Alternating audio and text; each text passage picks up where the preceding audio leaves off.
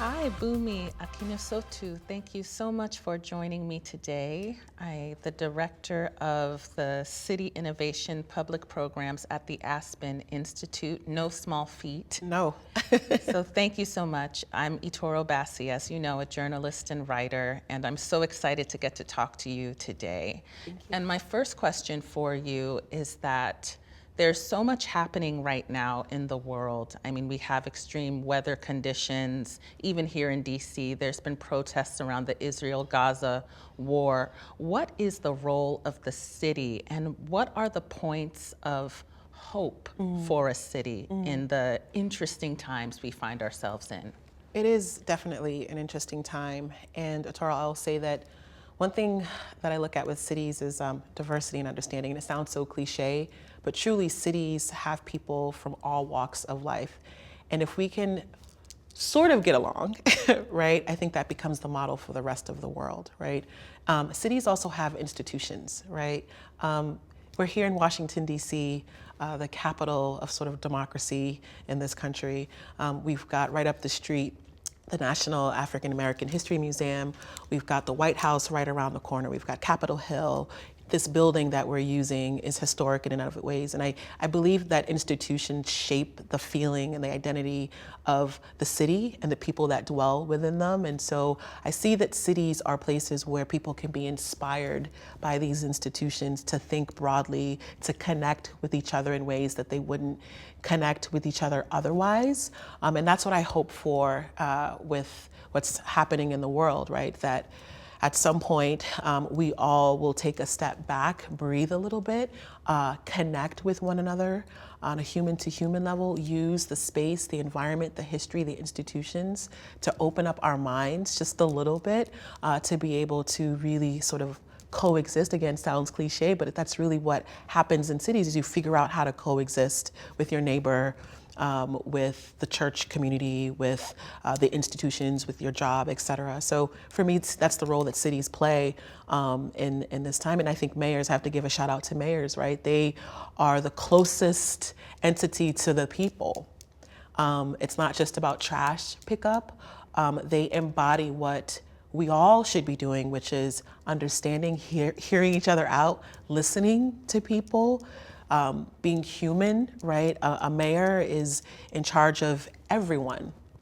And so it's important that they embody the values that allow for peace and coexistence. And so I do believe that mayors are the example for all of us to look at in times like these as well.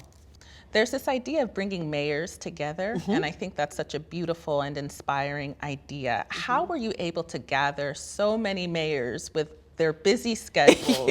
And why is it so important to gather urban leaders? You've touched on it a bit, but let's go deeper. Yeah, so thanks to our partnership with Bloomberg Philanthropies, the Aspen Institute has the capacity to really engage mayors in ways that are meaningful. And yes, we understand they are very busy individuals. They've got a lot going on in their communities, but any leader, right, it doesn't matter if it's a mayor or a president, needs to be able to step back, right, and take a look at their city, at their issues from a different perspective. And that's the value of these types of convenings.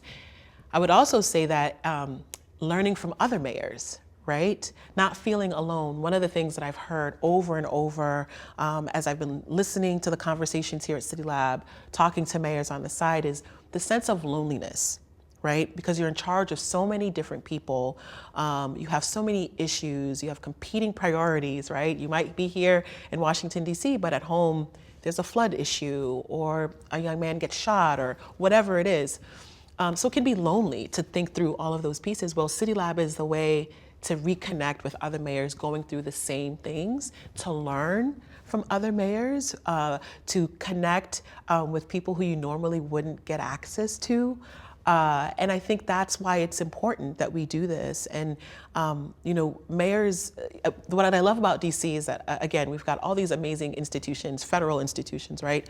If you're a mayor in, say, Arizona or Montana or somewhere deep in Texas, right? DC is it's a distance, it's far, right? It seems so like you can't reach it.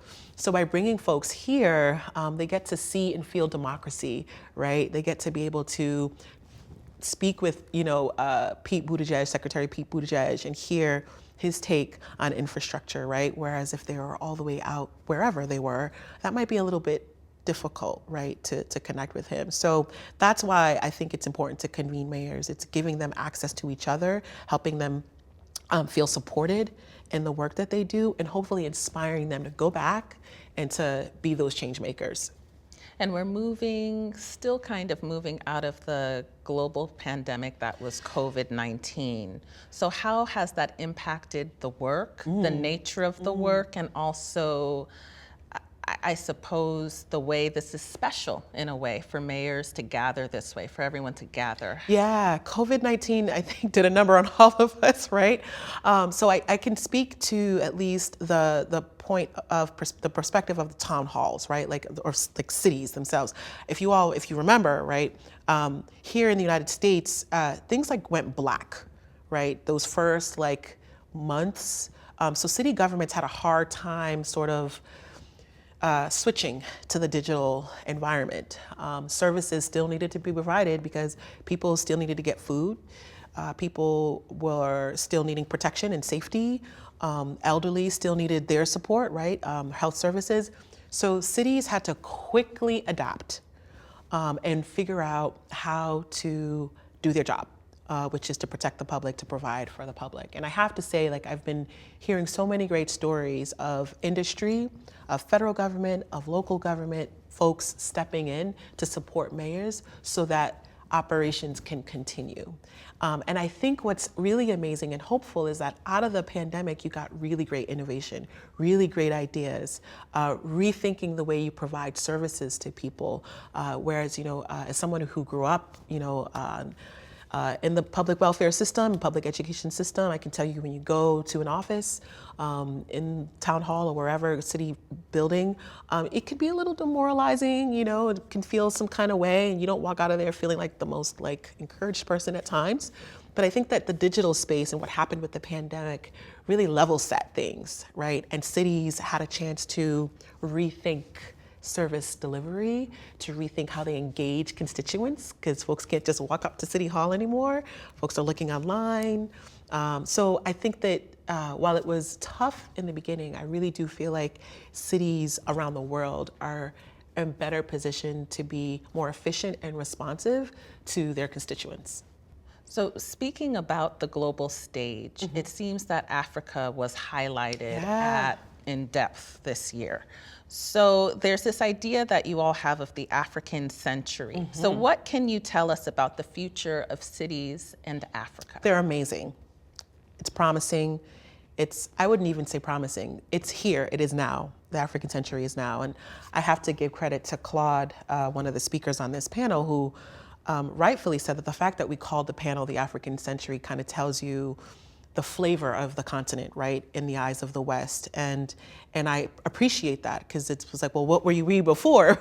Africa has been around forever, right? And so, but I think what she meant, and what I agree with, is that the time is now. The best innovations come from African cities, the ingenuity, the genius. I will give a shout out selfishly to Lagos and Nigerian cities, cities in Western Africa that are really paving the way. And I will also talk about Accra, which has done phenomenal work in attracting the diaspora, right, of Africans, whether they're in the United States, in the UK, or Brazil, wherever, right? And really inviting people back. And that's built tourism revenue, that's built political, influence, that's made people feel connected to another city outside of their own. And that there are examples all over the continent, right, where mayors, where African leaders are really stepping in and saying, we are here, we have ideas, we have solutions, we are not just a place of problems or looking for handouts, but we are doing things for ourselves, we know what we want, and come with us or be left out. Got it. That's a great way to put it. Yeah. And with now Africa being on this kind of global stage, I'm interested to know, what is everyone learning from one another, especially as the world is getting smaller, we're going more digital. What are the lessons coming out of this great global exchange, and what have you seen emerge? Wow, that's a great question, Itoro. There's so much. Youth is something that like pops to mind when you talk about that. You know that Africa has like the youngest population in the world, right? And this was mentioned on the African Century panel.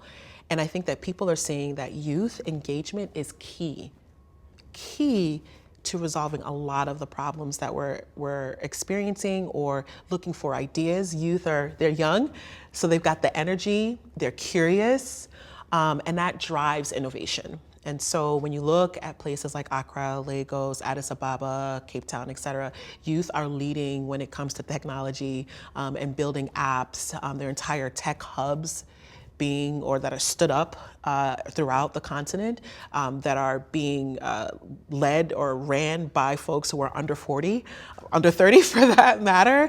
And they're doing amazing things. They're solving issues, whether it's related to climate change, waste management, infrastructure.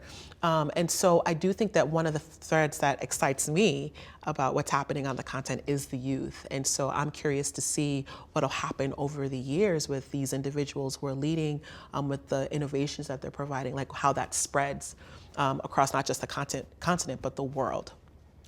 And just bringing it back to the whole City Labs, you all have been doing this now for 10 years. Yeah. So let's say in another 10 years, what are you hoping are some of the big accomplishments? What are some of the challenge points you see now that you would like to see ironed out in 10 years? Just give me a big grand vision. Ooh, that's another video, but no.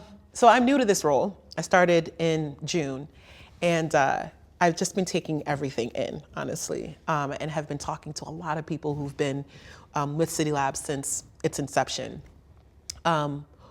What I hope to see in 10 years, honestly, is more sort of end user generated content, right?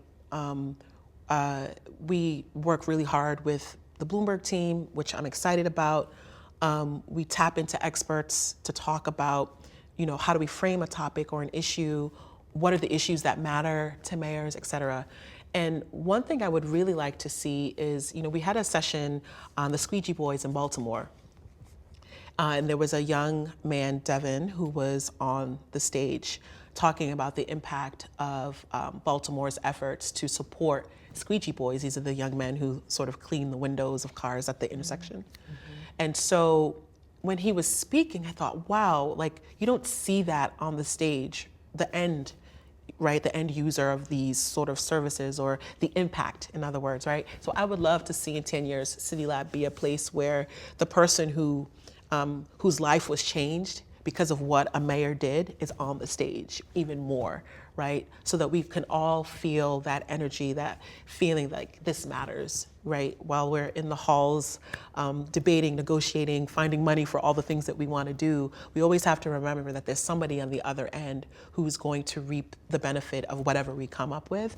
And so that's something I know that I'm pretty passionate about, is getting more folks like Devin up on the stage to talk about like what this actually means to me at the end of the day. Well, we'll leave it there. Bunmi Akinnusotu, thank you so much for taking the time to speak with me. Thank you so much, Itoro. This was great. Thank you.